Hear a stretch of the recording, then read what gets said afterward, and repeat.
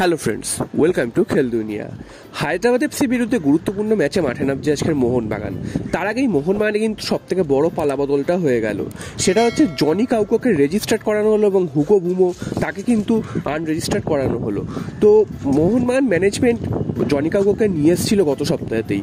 তো এবার প্রশ্ন হচ্ছিল জনি কাউকো কার জায়গায় রেজিস্টার্ড করানো হবে, কারণ জনি কাউকোকে নিয়ে এসছে নিশ্চয়ই খেলানোর জন্য, তাকে বসিয়ে রাখার জন্য নয়। তো এবার হুগো বুমোর সাথেও হাবাসের একটা ঠান্ডা লড়াই চলছিল, যেটা কিন্তু ডার্বি ম্যাচেও আমরা দেখেছি যে হুগো বুমোকে হঠাৎ করে দল থেকে বাদ দেওয়া হয়েছিল। কিন্তু তারপর আবার দেখা গেছে যে হুগো বুমো মোহনবাগান দলের সাথে প্র্যাকটিস করছে এবং মনে করা হয়েছিল যে হুগো বুমোর সাথে সমস্ত সমস্যা কিন্তু সমাধান হয়ে গেছে এবং হুগো বুমোকে আজকের ম্যাচে আমরা দেখতে পেতে পারি।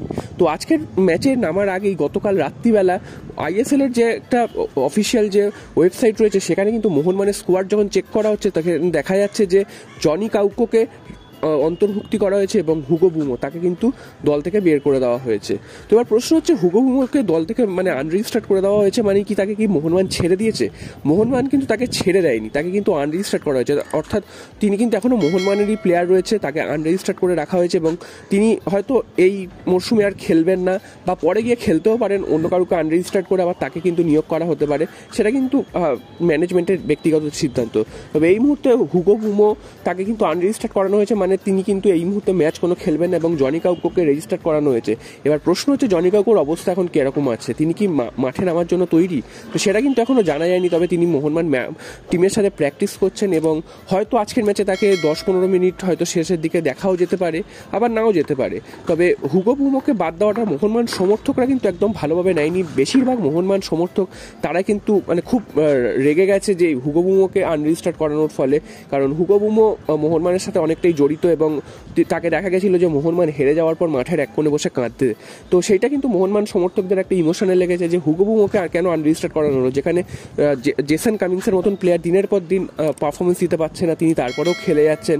হ্যাঁ, জেসন কামিংস অনেক টাকার প্লেয়ার, অনেক টাকা দিয়ে নেওয়া হয়েছে, তাকে হয়তো আনরেজিস্টার করা বা তাকে দল থেকে ছেড়ে দিতে গেলে হয়তো অনেক ক্ষতিপূরণও দিতে হতে পারে, কিন্তু তারপরেও জেসন কামিংসকে রেখে দেওয়া হচ্ছে এবং হুগো বুমোর মতন প্লেয়ারকে আনরেজিস্টার করা হচ্ছে, সেটা কিন্তু সবথেকে বড় মোহনবাগান সমর্থকদের মধ্যে আঘাত লেগেছে এবং তারা কিন্তু ম্যানেজমেন্টের সিদ্ধান্তকে চ্যালেঞ্জ করছে এবং তারা কিন্তু একদম পছন্দ করছে না ম্যানেজমেন্টের এই সিদ্ধান্তকে।